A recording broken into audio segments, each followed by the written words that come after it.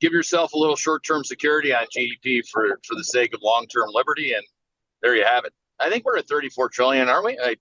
Yeah, the gross is the net debt is at around 27 and a half, en route to about 47 by 2033. So yeah, I mean, deficits again are, projected to grow from around 1.5, 2 trillion to 2.5, 3 trillion per year over the next 10 years. And again, the big sort of dynamic there is just the fact that the assumptions, right? There's no assumed recessions or wars or, pandemics or anything, and no sort of significant exogenous. I mean, if you look at the trend, right? So sort of pre-GFC, total debt outstanding, federal debt was around 5 trillion. And then, you got the financial crisis. Then more recently, of course, you got the pandemic. But really, even so, those have been sort of the big punctuating events. But just the steady state, sort of ordinary cost of doing business from the government standpoint just continues to grow and metastasize. So yeah, it definitely seems on a trend and trajectory that is certainly unsustainable.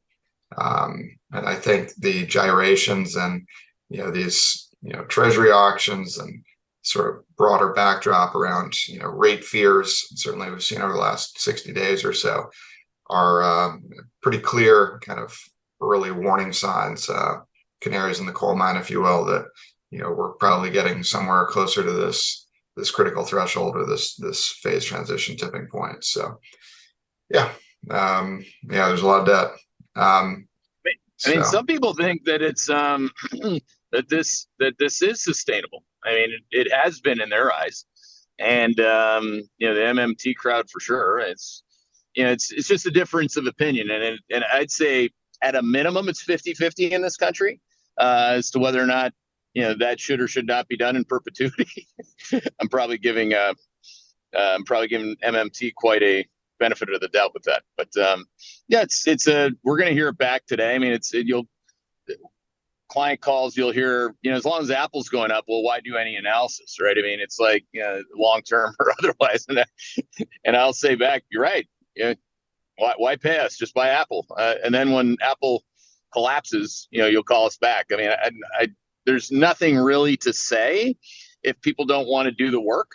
But we're going to keep doing the work. And at some point, we're going to look back on periods like, we're old enough to remember August, September, and October of this year, or March and April of this year, where owning everything that everyone else does with no analysis is disastrous, depending on what your price was. So we clearly want to risk manage these divergences. I mean, this morning, again, that's the title of the early look. So it's not like markets, Steiner, aren't figuring this out. I mean, those Chinese numbers were outright deflation.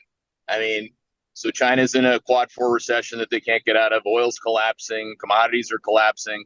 You could put them all in the same sentence, like I just did, and say that, well, the U.S. is going to be fine because they're going to up the government spending dials one more time, or not.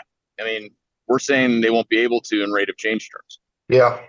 I mean, that theme 2 in the deck, I think, is pretty good in terms of just laying out the bigger picture, zooming into the kind of intermediate term and maybe even the shorter term, just to sort of properly frame and contextualize everything going on, especially through the lens of these different sort of open-ended programs, from the IRA to the BIL to the CHIP Act and so forth. So